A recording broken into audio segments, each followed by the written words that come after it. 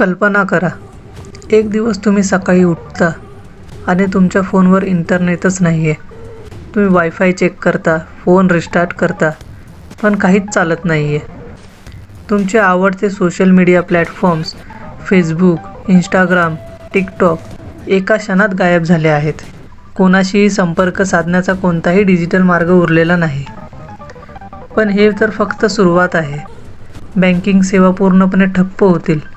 तुमचे गुगल पे किंवा ATM cards कागदाच्या तुकड्यासारखे होतील.